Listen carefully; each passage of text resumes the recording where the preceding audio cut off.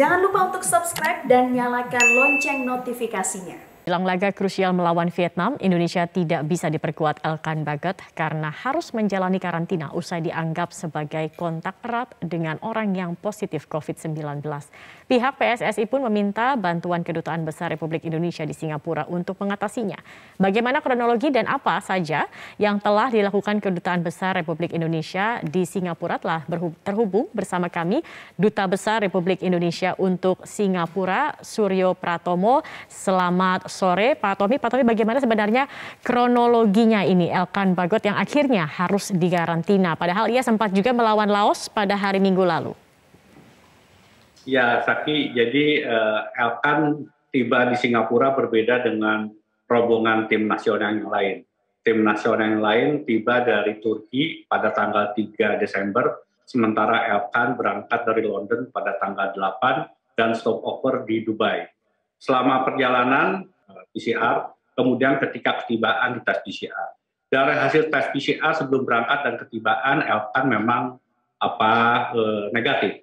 Tetapi pemeriksaan lebih lanjut yang dilakukan oleh Kementerian Kesehatan Singapura, itu ternyata ada satu penumpang yang positif COVID dan variannya Omicron. Kita tahu kalau Delta itu menyebarnya antara 1 sampai 4 orang, Omicron ini bisa sampai 16 sampai 60 orang. Jadi memang sangat cepat menyebarnya, apalagi kemudian orang yang ada dalam satu pesawat, terutama dari London itu terbang ke Singapura lebih dari 12 jam. Karena itu di Singapura orang-orang seperti itu masuk dalam kategori melakukan kontak erat karena lebih dari 15 menit. Nah, konsekuensinya adalah seluruh penumpang. Jadi seluruh penumpang, bukan hanya Elkan, seluruh penumpang pesawat Emirates pada tanggal 8 Desember yang lalu harus menjalani perintah karantina. Dan sekali lagi memang varian Delta seperti pengalaman yang pertama kasus di Singapura, itu pemeriksaannya atau tidak diketahui dari tes PCR yang pertama. Tetapi dari tes PCR lebih lanjut bisa diketahui bahwa ini variannya berbeda. Dan perintah karantina itu adalah perintah yang di Singapura adalah wajib dan tidak bisa ditawar-tawar.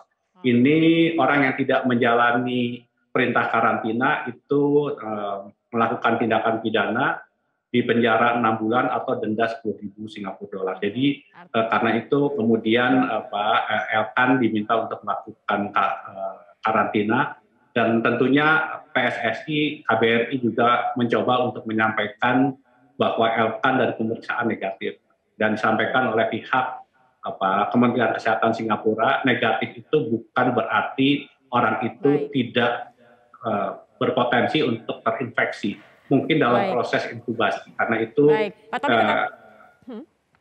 tetapi kan ini berbeda dengan Malaysia yang kemarin pemainnya juga ada yang positif 19, bahkan juga ada yang sempat sekamar begitu dengan pemain yang positif meskipun ia dites negatif begitu. Ini kan kasusnya hampir mirip, tetapi ia tidak harus atau tidak wajib untuk menjalani karantina. Mengapa kemudian ini seperti berbeda begitu perlakuannya? Sebetulnya sama, karena orang yang satu kamar dengan Elkan pun kan tidak dikarantina. Jadi karena sekali lagi ini masih terduga. Nah, yang dilakukan terhadap pemain Malaysia, 4 orang pemain Malaysia itu harus menjalani karantina 10 hari. Mereka yang melakukan kontak erat dilakukan tes PCR, hanya tes PCR-nya negatif. Dan Malaysia sampai saat ini tinggal 20 pemain, sebetulnya mereka bahkan Pak Tommy, kemudian terkait dengan laga nanti malam, begitu bagaimana prediksi Anda jalannya laga nanti dan bisakah Indonesia mengalahkan Vietnam? Nomor 1, kita harus menyampaikan bahwa memang formasi 11 pemain terbaiknya belum bisa didapat oleh Sintayong. Dari 2 pertandingan melawan Kamboja dan Laos, itu formasinya berbeda. Bahkan Elkan pun hanya tampil 40 menit babak kedua ketika melawan Laos. Jadi kalau saya melihat absennya Elkan tentunya adalah kerugian.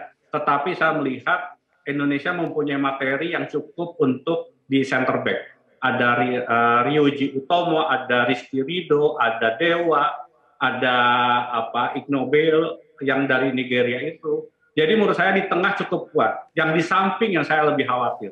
Dan kelemahan yang masih ada adalah di posisi penjaga gawang. Ini yang saya kira harus menjadi perhatian. Tetapi secara keseluruhan, pertandingan kedua melawan Laos kita tampil lebih baik. Karena itu saya setuju dengan yang disampaikan pelatih Sintayong, bahwa dalam pertandingan seperti ini sebetulnya yang diperlukan itu confident. Semua harus punya percaya diri dan tidak kalah sebelum bertanding. Nah ini yang coba disuntikan oleh pelatih dari Korea Selatan ini, mudah-mudahan pemain lebih mengerti. Yang kedua, saya melihat bahwa penting pemain itu bermain lebih cerdas, memainkan tempo, memainkan bola, dan memang kalau menghadapi Vietnam kita harus akui. Kira-kira skornya berapa ini Pak Tommy? Kenapa? Untuk skor kira-kira berapa prediksi Anda? Saya berharap paling tidak kita bisa mencuri 1 poin. Karena sekali lagi mereka lebih lama bersatu sebagai sebuah tim dan lebih solid, mereka lebih utuh, dan kita harus mengakui Vietnam selama ini mempunyai rekor yang lebih baik dari Indonesia. Karena itu kalau kita bisa menahan, ini sesuatu prestasi yang baik. Oke, baik, terima kasih Suryo Pratomo, Duta Besar Republik Indonesia untuk Singapura sudah bergabung bersama kami.